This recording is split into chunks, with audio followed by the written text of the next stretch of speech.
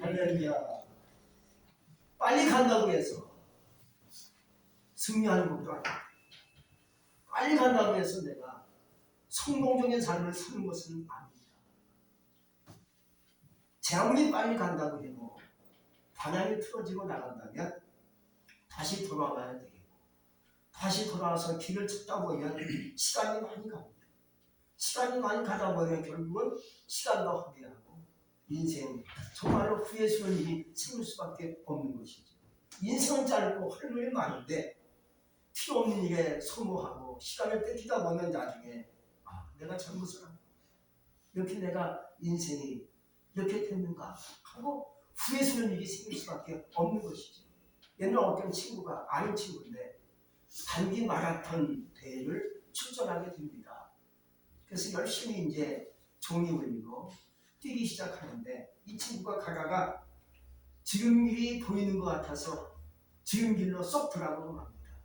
이 길로 가면 빨리 갈 수 있겠다 생각하고 옛날 얘기니까 뭐 그럴 수가 있지 않습니까? 그래서 지금 길이 보이는 것 같아서 그 길로 쏙 들어갔는데 그래서 그 길로 막 뛰어가다 보니까 막다른 거였습니다. 길이 없는 겁니다. 막힌 길입니다. 아이고 큰일 나네. 다시 와서 돌아서 오다 보니까 다 뛰고 나왔어요. 나는 꼴찌가 됐다는 얘기가 있었어요. 여러분, 우리가 아무리 극태로요 방향을 바로 잡아야만이 내 인생 아주 아름답게 살 수가 있는 것이고요, 전진할 수가 있는 거예요. 우리 인생도 그런 것 같아요. 첫째가 되려고 하는 사람들이 많습니다. 오늘날 나는 이 땅에 살면서 첫째가 돼야 돼 라고 첫째를 위해서 첫째가 되려고 가진 수량을 다 써보지만 오히려 그것이 화가 돼가지고 나중에 인생이 나락으로 떨어지는 경우가 허다하게 생기는 것을 많이 보았습니다. 특히 요즘 젊은이들이 뭐 코인 같은 것에 투자하다가 한꺼번에 4억도 손해보고 10억도 손해보니까는 첫째가 되려고 하다가 100억, 200억 벌려고 하다가 완전 인생 망치는 경우가 굉장히 많지 않습니까? 그게 뭡니까? 빨리 가려고 하다가 결국 인생 망치고 가정 들어먹고 재산 팔아먹고 얼마나 인생이 힘들어지겠습니까? 그러므로 우리는 무엇이 필요합니까? 인생의 살인돼서 지혜가 필요하다고 오늘 성경은 우리에게 말씀해 주고 있습니다. 한번 15절 16절 말씀을 한번 다 같이 똑같이 읽겠습니다. 15절 16절 시작. 그런데 너희가 어떻게 행할 것을 자세히 주의하여 지혜 없는 자같이 말고 오직 지혜 있는 자같이 하여 세월을 많더라. 때가 악하니라. 세상이 얼마나 악한지 알 수 없습니다. 인생은 참 짧죠. 할 일은 많은데 쓸데없는 것에 소모하다 보면 세상 일에 소모하다 보면 세월이 다 가고 맙니다. 우리가 오늘 아침에 오셔서 말씀을 나눴는데 벌써 내 나이가 90에 가까우니 80에 가까우니 인생이 이렇게 빨리 가는 줄 몰랐다는 거죠. 그러나 지금부터 늦지 않았습니다. 지금부터 하나님께서 주시는 지혜를 가지고 살 수 있기를 주의 이름으로 축복합니다. 그럼 어떻게 실천할 것인가? 잘못된 일에 실천하고 잘못된 일에 마음을 쏟아부으며 인생 망치며 하나님이 축복하실 수 없는 자리까지 가게 될 수밖에 없어요. 그래서 하나님은 우리에게 인생이 원래 그런 거예요. 사람은 실수를 해요. 방향을 잘못 틀어서 갈 수를 해요. 인생이 그런 거니까 하나님이 아시고 우리에게 뭘 줬습니까? 하나님의 말씀은 성경책을 주신 거예요. 그 성경책을 보다 보면 길이 열려요. 길이 보입니다. 내가 지금까지 살아온 것이 잘못 살아왔구나. 내가 방향을 잘못 잡은 적이 있었어. 이제 내가 죽고 나서는 하나님 주신 말씀 갖고 살아야지 하는 생각이 떠오르고 결단이 생기죠. 이게 뭡니까? 지혜라는 거예요. 지혜가 머리 굴리고 너희가 잘 돌아가지고 이게 지혜가 아니고요. 내가 오늘부터 이렇게 살아야지. 잘못 사는 것 같아. 너무나 낭비하며 살았던 것 같아. 내가 너무나 쓸데없는 것에 마음을 뺏긴 것 같아. 내가 이제부터는 말씀을 갖고 살아야지 하고 결단하고 생각하는 그 마음, 그 생각이 뭐예요? 지혜라는 거예요. 우린 첫째로 누가 먼저 해야 하겠는가? 이런 생각을 한번 여러분들이 생각해 볼 수 있기를 바랍니다. 늑인이 참 중요하죠. 그래서 믿음이 있는 사람은 먼저 하라는 거예요. 우리 하나님께서 말씀하시기를 너가 믿음이 있느냐 네가 먼저 하라 하고 얘기하시고 있는 거예요. 노아시기 때 누가 제일 먼저 해야만 했겠습니까? 의인이고 믿음이 충만한 노아가 먼저 하라는 거예요. 그래서 하나님이 노아를 부르셔가지고 이렇게 말씀하십니다. 노아야, 너는 은혜를 입었다. 은혜 입었으니까 네가 할 일이 있다. 뭡니까? 방주를 지어라 하고 하나님이 그에게 방주의 업무를 맡기시게 된 거죠. 여러분, 내가 주님 앞에 왔어요. 주님 앞에 올 수 있었어요. 누구보다 내가 주님 앞에 왔다는 것은 네가 먼저 하라는 거예요. 할렐루야. 내가 먼저 해야 되겠습니다. 그런 생각과 그런 마음을 갖는 것이 뭐라고요? 지혜라는 거예요. 엉뚱하게 좀 뭔가 문제 생기면, 힘든 일이 생기면 원망하고 불평하는 것은 마귀의 생각입니다. 그러나 내가 아무리 힘들고 어려워하면 내가 주님께 감사해야지. 주님의 뜻대로 살아야지. 이럴수록 내가 하나님께 나가야지. 이 생각이 뭐라고요? 지혜라는 거예요. 그러므로 하나님 나를 부르셨어요. 왜 먼저 나를 부르셨을까요? 네가 먼저 하라는 것이요. 사랑도 네가 먼저 하고, 용서도 먼저 네가 하고, 고난에 베푸는 것도 네가 먼저 하고, 전도를 네가 먼저 하는 거예요. 왜 저 사람은 전도하지? 왜 저 사람은 남을 사랑할 줄 모르지? 네가 먼저 사랑하는 거예요. 네가 먼저 용서하는 거지. 자꾸 남을 비난하고 남을 이상하게 생각하고 그러지 말라는 거지. 네가 먼저 믿음을 가졌고, 네가 먼저 하나님의 자식이 됐으니까, 네가 먼저 하나님의 자녀가 됐으니까 네가 먼저 사랑하고, 네가 먼저 남을 축복하고 용서하고 그렇게 하라는 거예요. 그럴 때 이것이 바로 뭡니까? 지혜로운 생각이라는 거예요. 그 지혜가 오늘 여러분에게 임할 수 있기를 주의 이름으로 축복합니다. 두 번째는요, 성령 충만하라고 오늘 성경은 말씀해 주고 있습니다. 세상 술이 있고 그 다음에 새 술이 있습니다. 세상 술은요 뭡니까? 방탕과 쾌락을 따라가는 것이 세상 술입니다. 처음에는 내가 술을 먹어요. 저는 안 먹어봤지만 그렇다고 해요. 먹다 보면 나중에 술을 먹게 한다는 거죠. 저는 내가 술을 먹어요. 기분 좋으니까, 우울하니까 술 먹어요. 맥주도 마시고 소주도 마시고 막걸리도 마시고 마셔요. 근데 먹다 보면 술이 먹게 하는 거지. 그때는 이제 술에 의해서 세상 길로 가고 방탕하고 이상한 길로 가게 되면서 내 인생이 이상하게 만들어지게 될 수밖에 없는 거죠. 그러나 오늘 세수는 뭡니까? 성령의 세수를 얘기합니다. 세수는 성령에 취하는 것을 얘기합니다. 사도행전 2장에 보면 예수님의 제자들과 성도들 120명이 모여서 한 곳에 모여 하나님께 기도하기 힘쓰는 것을 볼 수가 있습니다. 예수님이 이제 부활하시고 40일 동안 계시다가 이제 40일 딱 되니까 예수님이 감난산에서 많은 사람들이 보는 앞에서 하늘로 올라가십니다. 올라가시더니 이렇게 얘기하십니다.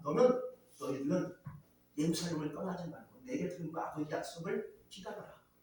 하고 얘기하니까 제자들이 120명이 사실 그 당시 500여 명 형제가 예수님의 그 승천을 보았습니다. 500명 정도가 봤는데 그 중에 120명만이 딱 이렇게 추려가지고 그들이 120명이 모인 거예요. 나머지 380명은 다 박혀지고 말았어요. 120명만 이렇게 하다 보니까 모인 숫자가 120명. 마가다락방에 모여가지고 하나님께 열심히 기도합니다. 할렐루야. 열심히 기도하니까 열흘쯤 됐을 때 오순절날이 다가오는 겁니다. 항상 40일 예수님이 계셨다가 가셨잖아요. 열흘 딱 지나니까 오순절이 다가옵니다. 그래서 오순절에 50일을 얘기하는 겁니다. 오순절 날이 다가오는데 성령이 역사하는데 바람처럼 불처럼 역사하는 역사가 일어나는 겁니다. 제자들이 120명이 성령의 불같은 능력을 받치고 성령이 역사하는데 마치 바람처럼 소리가 들리며 불같이 임하게 되는 거죠. 각 사람 머리에 불의 생명이 임하니까 그들이 뭐합니까? 방언이 막 터져나옵니다. 방언 아시죠? 방언 아시죠? 방언이 터져나옵니다. 그들이 사실 두려웠습니다. 우리도 죽을까봐 예수님이죠. 두려워서 있다가 성령 받으니까 담대함이 생겨. 죽어도 좋다 이거야. 죽으면 천국 가는 거니까. 그래서 제자들이 나가서 복음을 전합니다. 복음 전하는데요. 성령의 말이 나오는 거예요. 성령의 방언이 막 터져 나오는 거예요. 터져 나오는데 마침 그때가 무슨 절기라고요? 오순절날. 절기 때는요 세계 각국에 살고 유익팬들은 다 절기를 행사를 갖고자 다 모여드는 겁니다. 예루살렘으로. 그러니까 유익팬들이 그 신앙이 어마어마합니다.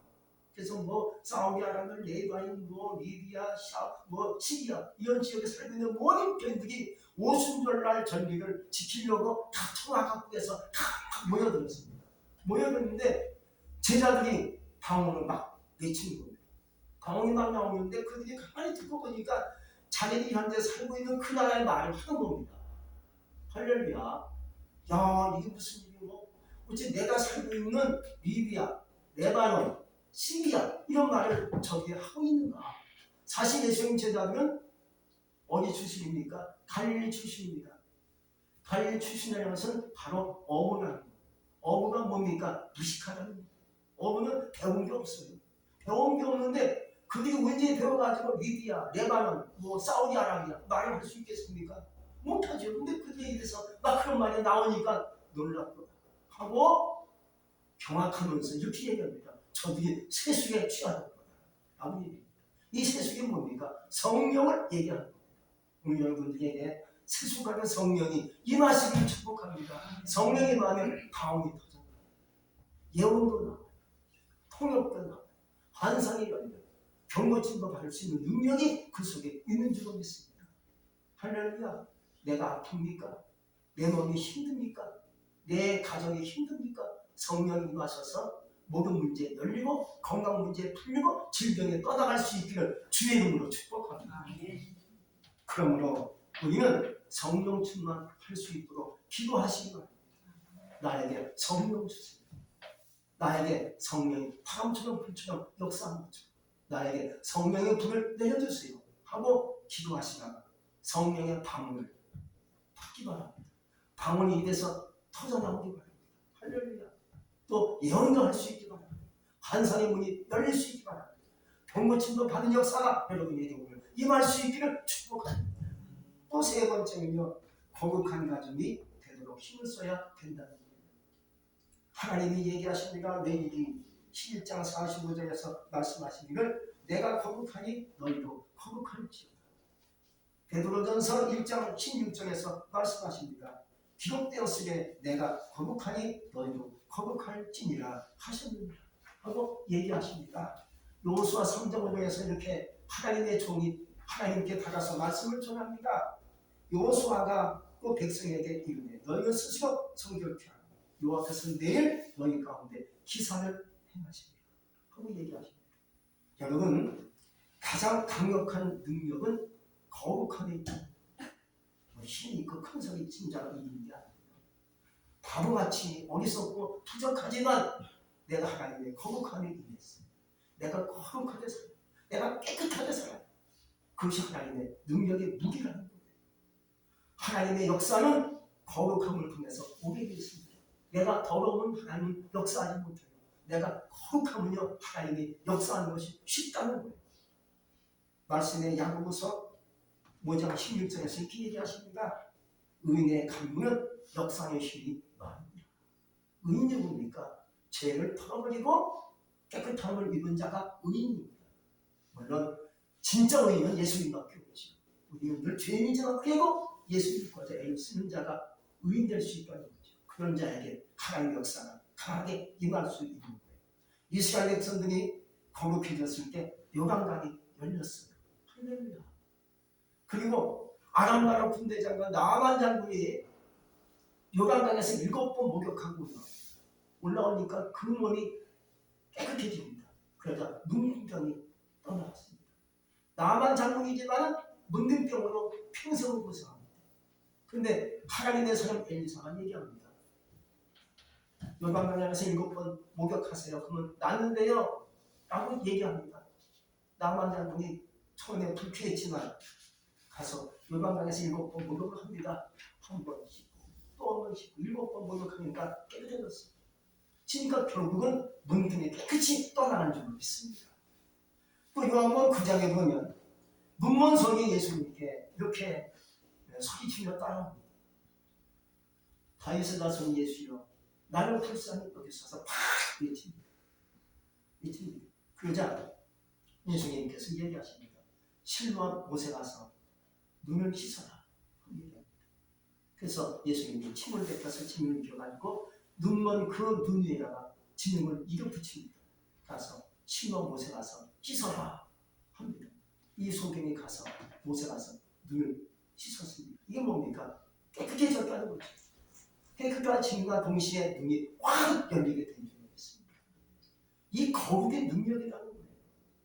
아직도 나에게 하나님 역사가 없다는 것은 거룩하지 않고 있다 그 얘기예요. 내가 아직도 거룩하지 않았다면, 내가 아직도 더럽다면, 내가 아직도 몸속에 죄가 있다면, 하나님께서 어린 것이 있다면 회개하고 거룩해질 수 있기 바랍니다. 그게 아니면 하나님 나에 오셔서 역사할 줄로 믿습니다. 하나님의 거룩이 내 거룩 되시기 바랍니다. 하나님의 능력이 내 능력 되시기 원하십니까? 내가 하나님 앞에서 다 회개하고 끊을 것은 끊어버리고 하나님 앞에 진정 예배하는 자가 되시기 바랍니다. 그리야말로 하나님의 거룩한 자가 되어셔서 기도하는 것만 하나님께서 역사하시고 응답하시고 모든 문제가 열리는 역사가 있기를 주의 이름으로 축복합니다. 거룩하면 하나님 역사가 강력해지지만 더러우면 똥파리가 날라오잖아요. 그렇죠? 똥파리가 집에 있다는 것은 뭔가 음식물이 썩고 있다는 거예요. 그럼 똥파리가 귀신 먹으니 아주 귀신같이 와서요 냄새 맡고 오는 겁니다. 아, 우리 집에 뭔가 음식물이 더러운 게 있구나. 그걸 찾으면 없애버리는 똥파리가 물러갑니다. 이와 같이 내가 더러우면 마귀가 꼬이기 시작합니다. 마귀가 꼬이면 뭐가 좋겠어요? 마귀가 꼬이면요 질병이 찾아와요. 저주가 찾아와요. 내 인생 고로워집니다. 내 인생 꼬이기 시작합니다. 그러나 내가 거룩한 마귀가 올 수가 없어요. 내가 거룩한데, 내가 정직하고 진실했겠는데 하나님 역사하는데 마귀가 올 수 있겠습니까? 우리 말과 언어와 생각과 우리의 모습과 신체와 영적인 부분에 있어서 하나님의 거룩한 자가 되시기를 주의 이름으로 축복합니다. 아직도 내가 거룩하지 못한 것 같으면 회개하세요. 내가 잘못했습니다. 내가 말로 하나님께 죽여졌습니다. 내가 말로 원망했습니다. 남을 기억했습니다. 마음으로 죽여졌습니다. 하나님께 회개하세요. 자복하세요. 통곡하세요. 눈물로 기도하세요. 하나님께 무릎을 꿇으세요. 하나님께 기도하시는 겁니다. 제 스승을 받고요. 하나님 앞에 거룩한 자가 되시어서 우리의 기도하는 것마다 하나님의 은혜가 임하시기를 주의 이름으로 축복합니다. 또 다음으로는요. 완전한 사랑, 완전한 독점은 없다는 겁니다. 여러분 세상에는요. 완전한 것이 없습니다. 어떤 것이든지 다 부족합니다. 우리도 부족합니다. 저도 부족합니다. 완전한 게 어디 있습니까? 살다 보면 늘 부족하죠. 실수하고 넘어지고 깨지고 나이도 부족하고 다 그렇습니다. 인생이라 그런 거예요. 어떤 사람들은요. 자기는 완전치가 않으면서 이웃에게 완전함을 바라고 있어요. 그래서 그 이웃이 완전하지 못하면 질타하고 비난하고 욕하고 무시해버립니다. 저 사람은 왜 저래? 그러면 안 되지 않습니까? 내가 부족한데 남을 질타할 수 있겠습니까? 내가 부족한데 남을 부족하다고 욕하면 되겠습니까? 다 부족한 거예요. 그러므로 이런 말이 있잖아요. 기대가 크면 실망도 크다. 여러분 우리의 기대처럼 너무 크다는 거예요. 그래서 그것이 문제죠. 기대가 너무 크게 갔다 보니까 나도 모르게 그냥 불만이 터져나와요. 원망이 터져나오고 남에게 자꾸나 책임을 전가시키고요. 남을 욕하게 되고 남을 비난하게 돼요. 그러나 완전한 분은 하나님뿐이세요. 그분만 완전하시지 우리는 완전할 수 없습니다. 어찌 남에게 완전함을 기대할 수 있고 너는 왜 저래? 왜 넌 그래? 하고 욕할 수 있겠습니까? 나도 부족합니다. 우리는 그러므로 남을 질타하기 전에 나를 볼 수 있기 바랍니다. 내가 부족한데 남을 탓할 수 있겠는가? 다 그렇지 뭐 하고 넘어갈 수 있기를 주의 이름으로 축복합니다. 그러므로 완전함을 생각하지 마시고요. 이게 뭡니까? 노력하라는 거예요. 노력이란 열심을 갖는 것을 얘기하는 겁니다. 우리가 열심히 살다 보면요. 완전하신 하나님 오시면 나를 도와주세요. 우리의 부족함을 아시니까 내가 열심히 사는 거예요. 완전할 수 없어. 열심히 살아도 역시 부족해. 열심히 노력하는 거예요. 열심히 노력하고 살다 보면 우리 주님 나에 오셔서 나를 축복하십니다. 나를 도와주시는 거예요. 기도로 열심히 해보는 거예요. 찬송도 열심히 해보는 거예요. 기도 많이 했다고 완전합니까? 기도를 하루 종일 했다고 완전합니까? 그렇지 않아요. 그냥 기도는 부족하지만 해보는 거예요. 찬송도 부족하지만 열심히 해보는 거예요. 할렐루야. 이게 노력이지요. 이게 열심히 하는 거지요. 이게 열정 갖고 하는 것이지요. 예배를 열심히 한번 드려보는 겁니다. 열심히 했다고 내가 완전합니까? 완전할 수 없어요. 그러나 그냥 하나님께 와서 열심히 예배 드리는 거예요. 찬송해보자, 기도해보자, 감사를 열심히 해보는 거예요. 그럴 때 하나님 나에게 오시지 않겠는가? 그런 생각이 듭니다. 그래서 노력하는 가정, 노력하는 삶이 되시기 바랍니다. 자녀 열심히 사는 것, 그게 아름다운 거예요. 살다 보면 자녀에게 기대치가 없는 거예요. 저는 왜 저런 일을 하지? 참 실망스럽다. 그렇게 하지 마세요. 열심히 사는 것, 그게 아름다운 거예요. 자녀가 어떤 일을 하는지, 자식이 어떤 일을 하는지 열심히 사는 그게 아름다운 것이고 그게 기쁜 거예요. 너무 기대를 크게 하지 않길 바랍니다. 열심히 살면 하나님의 어느 순간에 오셔서 내가 너를 축복하면 이게 하나님의 역사가 터지고 축복이 터지고 하나님의 기적이 임하게 돼 있는 거예요. 그것은 하나님이 하시는 거예요. 우리가 할 수 있는 것은 뭡니까? 열심히 최선을 다할 거예요. 주님께 오는 것, 최선을 다하는 거지. 예수님이 땅에 오셔서 많은 병자들 고치셨잖아요. 죽은 자를 살리고 눈먼 자 눈뜨게 하시고 젊은 발이 걷게 하시고 이것을 못하는 자 이것을 하시는 주님이 아니십니까? 그런데요, 고침받는 병자들을 보니까 열심히 걷다는 것을 알 수 있어요. 눈먼 성인이 예수님께 막 와서 소리칩니다. 예수여 나를 불쌍히 여기소서. 이게 그 사람에게서는 열심을 갖는 거예요. 그러니까 예수님 오셔서 눈이 떠져요. 믿음대로 네가 될지어다 하니까 눈이 확 열리지 않습니까? 그 혈류병으로 앓던 여인이 힘이 없어서 걸어갈 수 없어요. 왜? 자꾸 피가 흘러내려가니까 힘이 없는 거예요. 피가 막 넘치고 피가 잘 돌아야 건강하게 일과하는데 이 여인은요 혈류증으로 피가 계속 흘러 빠져나가요. 피가 흘러내려가. 그러니까 힘이 없으니까 기어다니는 거예요. 예수님이 마침 보니까 지나가시는 거예요. 사람들이 다 예수님 그렇게 모여있는 거예요. 이 여인은 예수님을 보려고 하지만 볼 수 없어요. 기어가니까. 그래서 억지로 그냥 할 수 없이 그냥 있는 힘을 다해 기어가서 예수님 옷자락을 놔줍니다. 예수님 옷만 만져도 내 명이 낫겠지. 이것이 그 여인에 있어서 열심을 노력하는 거예요. 열심을 갖는 거죠. 다른 열심이 없지 않습니까? 열심히 기어가서 그냥 억지로 죽은 힘을 다해서 옷을 만졌더니는 병이 깨끗이 난 줄로 믿습니다.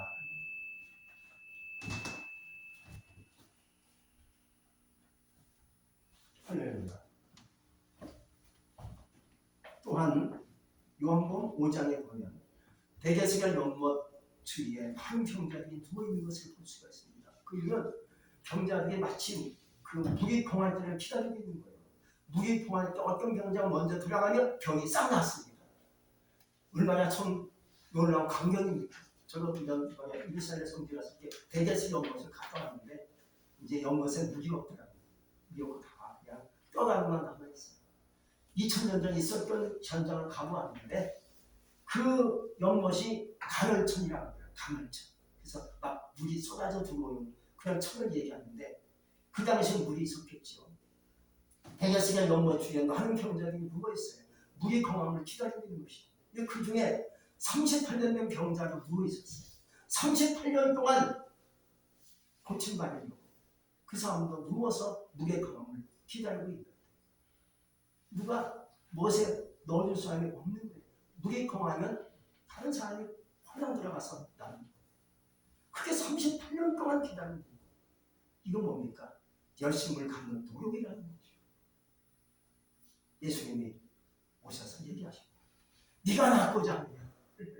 거기서 깨끗이 그 병이 나와서 자기를 들고 걸어오다가 성경은 얘기하고 있습니다. 바로 그런 거예요. 열심을 갖는 거, 노력하는 거. 이게 필요한 것이지. 나는 완전한 사람이요. 완전을 추구해야지. 세상에 그런 것이 어디 있어요. 우리가 현재 상황 속에서 최선을 다하여 열심히 노력할 수 있는 자가 되시기 바랍니다. 우리가 이 상황 길로 나가지 않는다면, 올바른 길로 나갈 수 있다면 하나님이 오셔서 나에게 은혜와 복을 주실 줄로 믿습니다. 하지만 우리는 지금 내가 이 정도는 되겠지, 이 정도는 주님이 오시겠지, 라는 생각을 하고 있지만 주님은 그렇지 않다는 거죠. 하나님의 생각과 내 생각은 전혀 달라요. 똑같을 수 없습니다. 우리는 그러면 이 시간부터 열심을 다해 주님 앞에 나가길 바랍니다. 노력할 수 있기 바랍니다. 그리하면 어느 날 주님이 오셔서 내가 너를 인정하마 하시면서 나에게 축복의 안식을 해주실 줄로 믿습니다. 끝으로 보면 다른 사람과 비교하지 말라는 거예요. 여러분 각 사람마다 주어진 일이 있고요. 주어진 환경이 있고요. 주어진 길이 다 달라요. 근데 우리는 가끔 보면 다른 사람과 비교할 때가 있지요. 저 사람이 이렇게 사는데 나는 이게 뭔가 하고 내 인생을 보면 한심하고 죽고 싶은 마음이 들 때가 있죠. 그렇지만 다 다르다는 거예요. 그럼 어떻게 하면 내가 비교 않고 살 수 있겠는가? 바울은 핍박과 궁지름 속에서도 이길 수 있는 그 힘을 고백하고 있습니다. 빌립보서 4장 11절 12절에 이렇게 말씀이 기록되어 있습니다. 내가 궁핍함으로 말하는 것이 아니라 어떤 형편이든지 내가 자족하기를 배우노니 내가 비청에 처할 줄도 알고 풍부에 처할 줄도 알고 모든 일에 배부르며 배고픔과 풍부와 궁핍에도 일체의 비결을 배우노라. 자족을 배웠다는 거죠.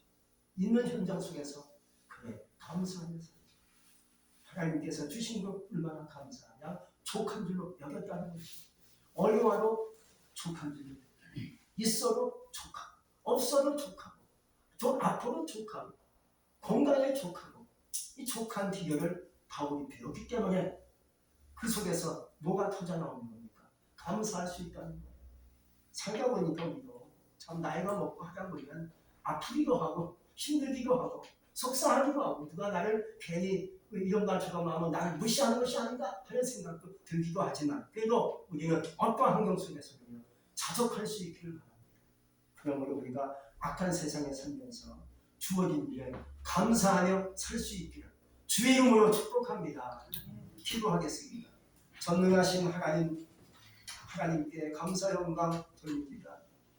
오늘도 저희들을 주님의 거룩한 정으로 모이게 하시고 하나님께서 예배하게 하시고 오늘도 하나님 말씀을 듣고 하나님께 기도하게 하시니 진실로 감사합니다. 얼마나 세상이 악한지 알 수 없습니다. 세상이 너무 가고 너무 세상이 지금 빠르게 가고 있는데 우리가 그 속에서 살면서 무엇을 할 것인가 자족하며 감사하며 열심히 사는 모습을 하나님께 올리게 하여 주시옵소서. 예수님 이름으로 감사하며 기도했습니다. 아멘.